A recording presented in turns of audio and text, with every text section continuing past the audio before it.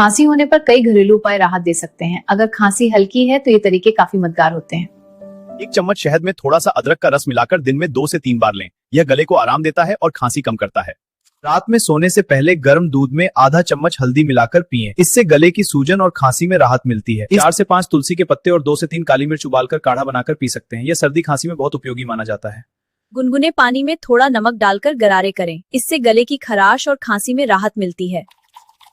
गर्म पानी की भाप लेने से गले और नाक की जकड़न कम होती है।